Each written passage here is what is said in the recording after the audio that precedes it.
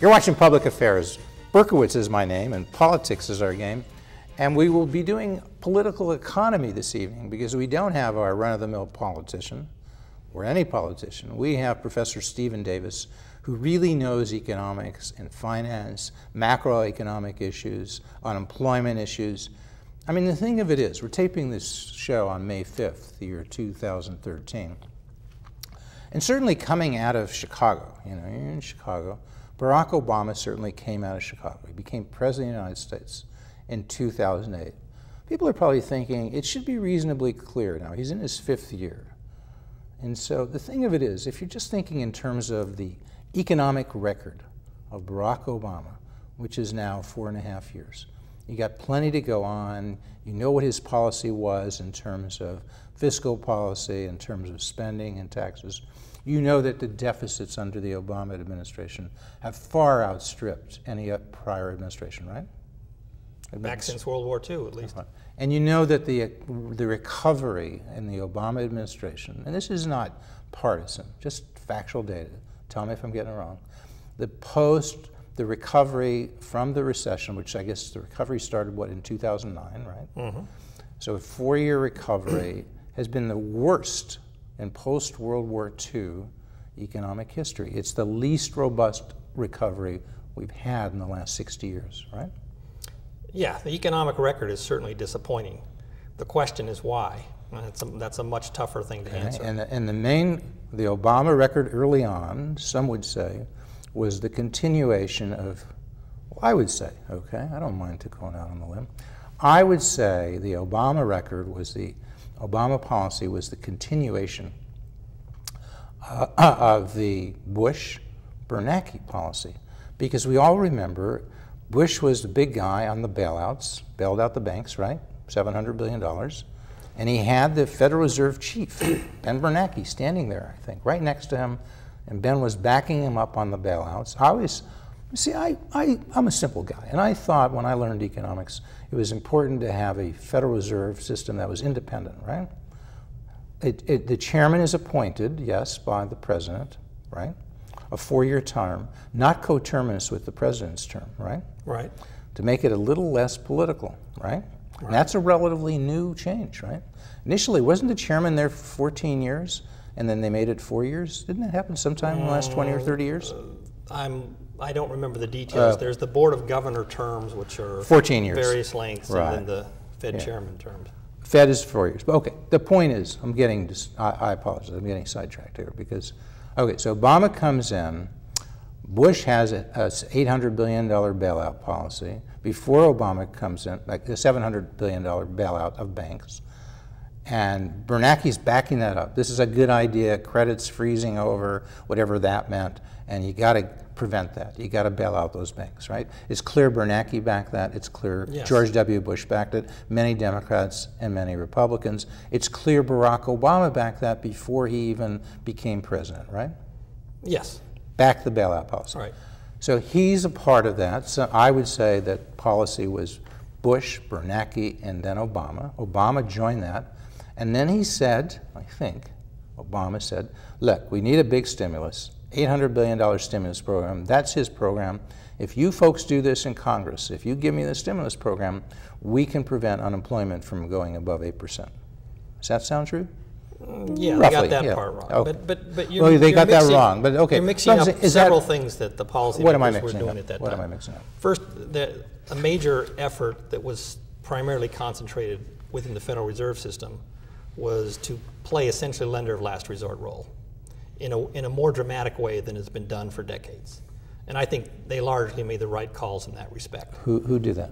The Federal Reserve System. The Federal Reserve System. And that was largely... So you're saying the Fed did that on their own. That was not a part of the Bush plan?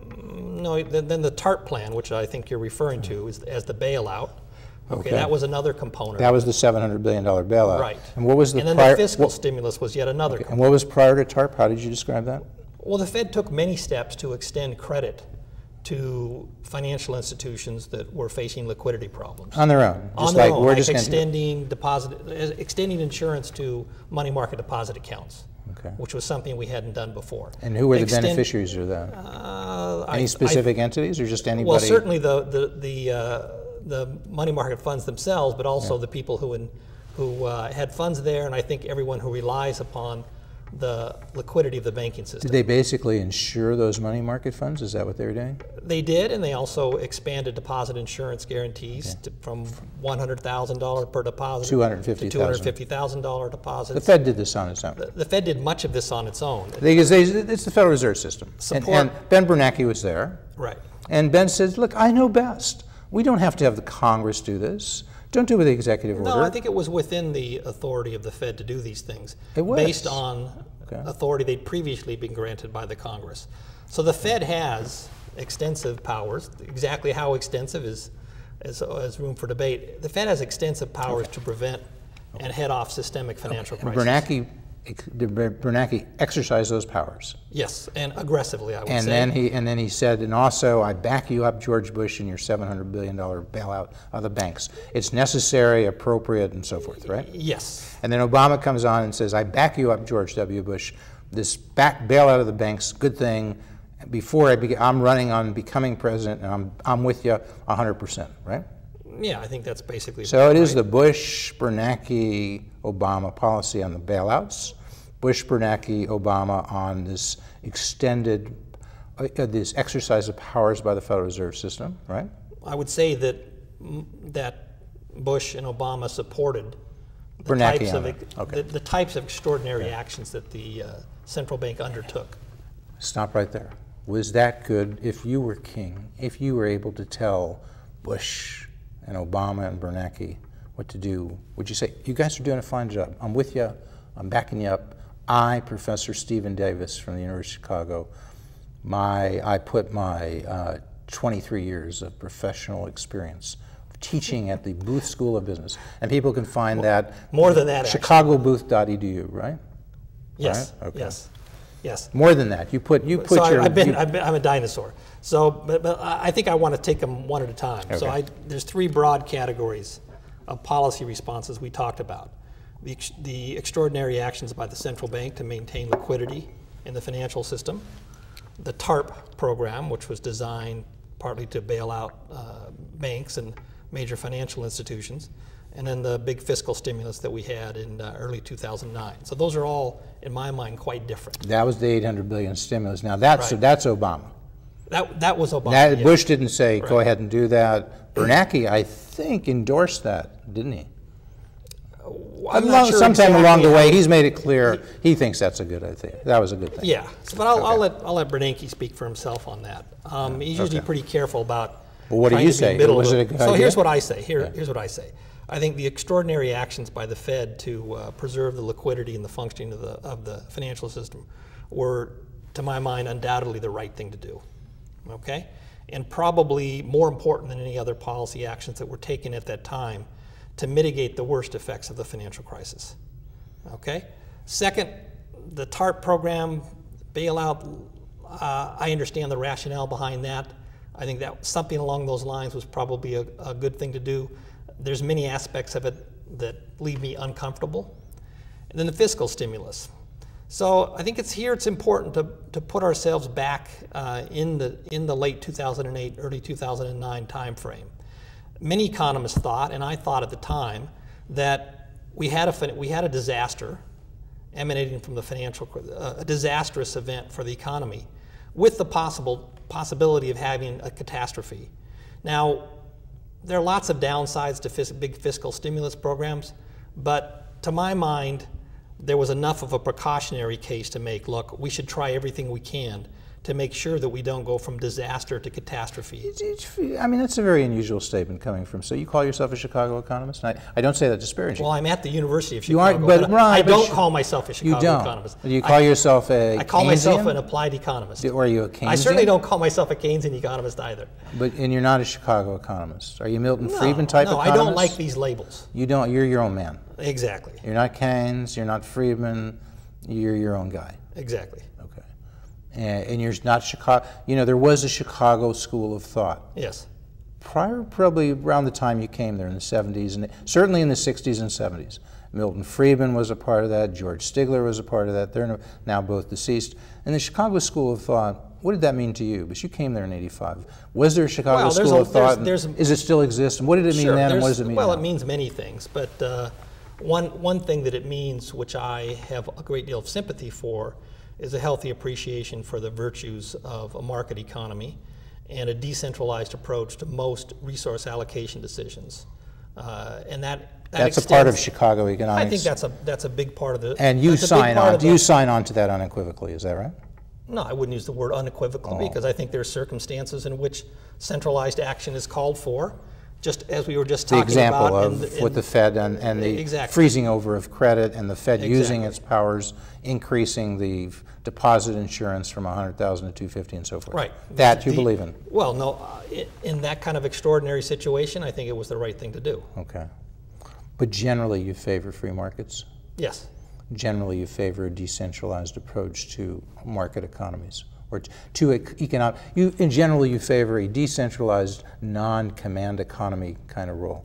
You favor, if you had to pick between a centralized command economy, a free market, less centralized economy, centralized command on your left, decentralized free market on your right, you're going with the right on that one, right? Well, I'd put it slightly different. I'm going to go with the decentralized market economy for most purposes, but I don't want to take an ideological approach. Why do you do it for most purposes? What drives you to that? Well, because I think there are many issues that economists have identified in which a decentralized approach doesn't work as well as we'd like it to. And what are those? There are standard ones about public goods that need to be provided for the benefit of all. National defense. Okay, those are where you can't rely completely on the free market nationally. But I'm saying, exactly. But you're saying your tendency though is to favor a free market. I thought to favor a less centralized approach. Right. And I was asking you, why is that a tendency on your part? What is it about the what is it that detracts you to that? It's because of what I said before. I think I have a healthy appreciation for the power of markets, both to generate economic prosperity, but also to do it in a way that leaves wide latitude for individual liberty. Okay. And that's very much a Chicago view. So both the efficiency of free markets and competition, it sounds like you're saying, but also just philosophical freedom. Is that true? Yeah, I think liberty in itself is a desirable outcome. It's not the only one, but it's something that I place some weight on. It's hard to get at liberty in terms of demand and supply curves, but you can get at efficiency of free markets and competition from a typical demand and supply curve analysis, right? Sure. Yeah. Okay. All right. So, and when we come to something like the $800 billion stimulus, have you concluded that was a good deal too? Standing at then, no, I wouldn't. A good deal is not the word I'd use. Would you have done it? If you were chairman of the Council of Economic Advisors and you happened to be advising Barack Obama in February of 2009, and Barack came to you and said, look, Professor Davis, I want your pure advice. I'm not sure if I'll follow it, but I want to know. I've been hearing from my folks telling me, the political folks and some who are economists, we need an $800 billion stimulus to jolt this economy back in. And I want to know, do you think that's a good idea, or should we either do something smaller or not at all? I'd tell them several things. I'd say, given where we are now, and I'm talking about late 2008, right, there's a good case to be made to have some kind of fiscal stimulus. Second, we shouldn't throw cost-benefit analysis out the window. We should still try to spend use government resources in ways that promote economic prosperity and get away from this notion that just all spending is good. Okay? Third, we shouldn't lose sight of the fact that we need to move towards longer-term fiscal consolidation sometime in the reasonable future. Not right now in the midst of the crisis, but certainly in the first term of the administration. I don't think that happened. So those are all things that I would have said at the time. What was the fiscal consolidation? What do you mean by that? The United States is on a path in which it's basically promised its citizens in the form of entitlement benefits, Social Security, Medicare, Medicaid, and other programs, much more than we're going to collect in tax revenues under our current tax system. And so we're either going to break promises we've already made, or we're going to raise tax burdens beyond anything they've been like historically, or it's possible we'll just get extremely lucky and the economy will grow so tremendously fast that that all these issues will shrink. That latter's unlikely, right? I think it's unlikely that we'll grow rapidly enough to fully resolve this tension between our... Right. What kind of growth rate would we need to make all of these things go away simply by having the high economic Yeah, I haven't growth? done that calculation, but I think it's, but certainly well above what we are likely to grow, which is 2 or 3% per year on average. 2 or 3% is. Some people tell me that's actually, if you go 200, 300 years for the United States, it's been about 2.5 to 3%. That is right. Yeah. Okay. So it's unlikely we're going to be above that average. We'd probably have to be more in the 4 to 5% range for that growth to take care of the Social Security, Medicare problems, right? Right, but it's also, there's another thing that's important to understand, which is some of the benefits under our entitlement programs actually rise as the economy grows. As the more rapidly we grow, the more rapidly the benefit payments grow as well. So some Social Security benefits are tied to the growth of wages. So if the whole economy grows, yes, we're going to collect more tax revenues, but we're also committed to make more payouts. Does one offset the other more? We're better off growing more rapidly. Okay. The point I'm trying to make is that we don't get quite as much benefit out of growth as you might think in terms of addressing the long-run imbalance between revenues and well, before we get to Social Security and Medicare and so forth, some people may be thinking, we've been talking about what happened from 08 to 12, and you, in a sense, blessed what Obama did. No. You said he may not have done the right stimulus program, but the concept of a large stimulus you've kind of blessed. At that time, right? Which, and I'm glad you raised this, because I think the case for stimulus spending now is much weaker. And there's some people, there's some people who've come on in the show and said, some economists, in their view, the stimulus program failed because it wasn't large enough. And so we didn't get the unemployment reductions that we should have had, because $800 billion is not very large relative to a $16 trillion economy. Would you agree with that? No, I don't share that view. And they would be more Keynesians, and they said we needed to be more Keynesian. You don't like that so much. It's not that there's something to the Keynesian notion that if you expand government spending, you'll have a short-run benefit to the economy. You'll stimulate output growth. I think that mechanically that's right. Did we get that from the $800 billion stimulus? As near as we can tell, not just from looking at the United States, but looking across many countries and over time at many episodes. I think the evidence is in favor of that notion. Keynesian economics does have a positive short-run effect. You're saying, looking not just what happened in the last 4 years in the U.S., but looking at other countries doing similar things over the last 50 or 60 years. Keynes wrote that in 1936. It started working its way into the system and policy. Over the last 60 or 70 years, we've had bunches of Keynesians running governments in Europe, America, and so forth, right? Right. Not all. We've had some resistance to that. And you're saying you're a believer that there is some short-run positive effect of those Keynesian policies. Yes. And I think what is missing, to my mind, from many of the proponents of fiscal stimulus now is a recognition that it's very hard to actually conduct a fiscal policy in the way it's envisioned in the textbook, where you turn on the spigot for a while and then you turn it off, and we're kind of back to the spending levels that we would have had absent the crisis. And so the spigot stays on. There's pressure for even a larger spigot. It's hard to turn the spigot off. Friedman would say this, once you start a government program, you're almost never going to terminate it. There's lots of push and pressure, political, from the people who are benefiting from it to expand those programs simply because it'll benefit them. They won't say that. And there's this push to make these programs larger and larger, and that's a problem. That is a problem, and I think that aspect of fiscal stimulus policy is often neglected in weighing the costs of fiscal stimulus. But in the broader sense, when people look at this and they say, unemployment as we speak now is 7.5%.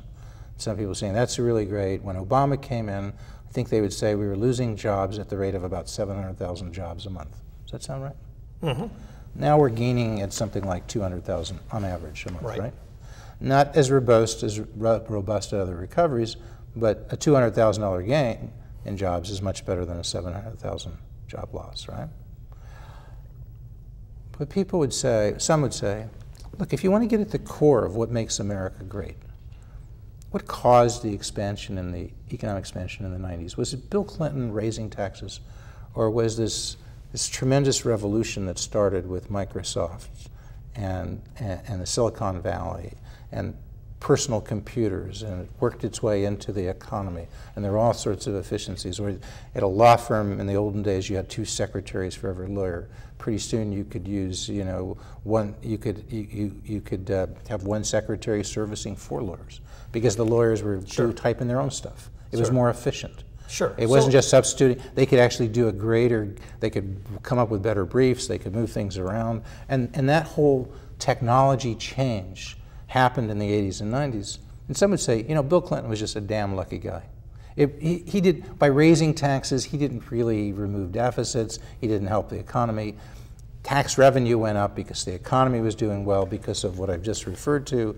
And that's something, we don't know what caused that. We don't know what generated Bill Gates to do that in the Silicon Valley. It was sure good, but would you agree with that? We don't know. You guys couldn't bottle it. If you could, you would bottle it at the B School, the Booth School of Business at Chicago. You're trying to bottle it. I mean, and there are professors who they specialize in entrepreneurial skills. Students. Right, yes. And students. Yes. Right. Now, well, let me say a couple of things. Yeah. First, there's no doubt that the main engine of improvements in living standards and economic well-being over time comes, as you suggested, from innovations. Microsoft's a great example. And those innovations mainly are developed in the private sector. And Apple would be Apple would be the other example. Apple would be another example. And there are many examples you could give. Yeah, but at the same time, there's an essential role for the public sector to create the conditions under which that's more likely, or sometimes, unfortunately, the public sector makes it less likely that we get that kind of innovation. And you can see that perhaps more clearly by looking across countries than looking at the United States. The United States has a long history of being a leader in innovation. And I think some of the free market type precepts that we talked about before play an important role, or are an important reason for why the United States has been successful. Because we have a healthy respect for private property rights, and we have these institutions like the judiciary that enforces contracts, that allows people to exercise their private property rights. We have respect for intellectual property. We have patents. We have all sorts of things. Yes, but that we are failing in some respects, I think. And let me go back to how you started this line of questioning, because I think you actually painted a picture that's rosier than the picture I see. So yes, the unemployment rate has come down to 7.5% from 9.8 or 10. That's progress. But what's less well appreciated is we basically have had no increase in the share of adult Americans who are gainfully employed since mid-2009. So the extra job growth we've had has been enough to keep up with population growth. There was a huge contraction of employment in 2008 and 2009, unlike anything we've seen since the... And that hasn't come back, and it doesn't look to be coming back anytime soon. It's coming back at a very anemic pace. Is it because we're being too soft and we keep extending the unemployment benefits and making it longer and longer so people can stay unemployed and get government benefits, and therefore there's less incentive to search? I don't say people want to be unemployed. No, I think... I'm saying people would like to be employed, but any time you remove the incentive to do something, people do less of it. And if you pay people, in a sense, to stay at home, they will stay at home a little bit more than if you don't, right? There are many things, and the unemployment insurance benefit extension is probably a small part of the story. There are bigger long-term issues that get neglected in the discussion of... Which are, we do a miserable job of educating many American school children, so they're not prepared for the kind of labor market that they face in the world. Especially in the inner city, or across the board? No, I think especially in the inner city. And especially Chicago would be a prime example, right? Well, I think Chicago is an example, but I don't know if it's the prime example. I'd say across many inner city neighborhoods, kids come out of school, either they don't finish school or they come out of high school unprepared for college and unprepared for a good job. And why are we doing so poorly in public education? As an economist, I mean, I know that's not a specialty, but obviously you've talked as if you know something about it. So let me just ask you, why are we doing so poorly in the broad strokes of public education? So again, I think there's more than one reason, and I think so. But let me point to two. We have a public education system that is largely monopolized at the local level. In communities that function well with two-parent families, well-educated parents, that may not cause much harm. in communities where there's crime, kids are facing struggles at home as well as at school, the kinds of mechanisms that would lead to improvement in the public schools don't happen. Because? Because the parent isn't going to come in there and say, well, you're not teaching Johnny to read, and the school the market's not doing because there's that. no competition. Competition is not allowed. People are given in Chicago $15,000 per kid per year, equivalent. That's implicit education. Right. Nobody says to, if you don't like that public school, here's $15,000. It's a school voucher. Go to the school of your choice. If you want to go to a parochial school, fine. You want to go to a non-sec, you can't do that. That's called a school voucher can't do school. that in most and parts of the if you US. could do that, would there be a tremendous release of competition, innovation, and would you likely 5 years later have many more kids reading at grade level than is currently the case? I think it would be slower working than that. And you have less faith in the free market than I do. No, I just don't think we have huge problems, and I don't think we're going to correct them in a very short period of time. Are you? You see, we were just talking before the show about the Runaway Bunny, okay? Here's this very simple book. It's most people on the North Shore, they read to their kids one story a night. It doesn't take a long time. They start reading to them when they're 1 or 2, okay? Right. By the time they go to 5, my kids could read. They didn't learn to read in the Winnetka Public Schools. Thank you very much. They learned at home, okay? If we did this now, Chicago Public Schools, don't you think some person, I don't know the answer and you don't know the answer, because the wonder of competition is it evolves the answer. Correct. So people would come up and say, we got these terrible problems, and maybe they would print up these runaway bunnies, and maybe they would find surrogate parents, and maybe they'd say, come to my school and at 1 year old. We won't take your kid in, but we'll start guiding you. We'll educate the parent, single parent, maybe not a high school graduate. They can learn how to read the runaway bunny. People can start doing things. I don't know. It's like we didn't know that what was going to happen with Steve Jobs and smartphones, okay? He came up with this. Others came up with it. Same thing, right? So you don't know, I don't know, but I've got faith. I've got religion, okay?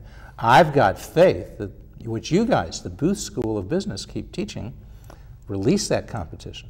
And I'm saying 5 years, I think you'd have tremendous effect. Why do you doubt that? You're the professor, I'm the student. Well, you should have much more religion than I have. I think the problems, look, let's start with what we agree on. Whether it's vouchers or some other mechanism for choice, and also a failure mechanism. You know, when a grocery store doesn't provide the right kind of service for its customers, it loses money, it goes out of business. That doesn't happen with our public schools. Well, sometimes they're trying to close schools now. We've heard of that. And some of the unions are very upset because they look at it as a loss of teacher jobs. And they've recruited, I think, parents to be concerned. But let me continue, because you're getting to the other point I wanted to make. So, yes, we need some type of mechanism. Could be vouchers, could be something else that facilitates choice and allows us to close down schools that underperform. But the internal governance issues also matter. So if you have choice within the Chicago public school system, but every school is still run by a local monopoly union, there's not much choice, right? There's not, exactly. But if you could have charter schools, which were much more free, much less regulated, and you could replace the schools that your traditional schools you're closing down with charter schools, which are also public schools, not as good as if you had vouchers, but a step in the right direction. You would agree? I agree. It would be a step in the right direction. We're going to continue to speak as the credits roll, but I very much want to thank our guest, Professor Stephen Davis. Thank you so much for coming. I hope you'll come back. Okay. There's a lot we didn't cover. In the next minute or two that you have, what have we not covered? Tell Berkowitz just to shut up for a second. And you, Professor Stephen Davis, have been teaching for at the Booth School of Business for all these years. What should we have covered?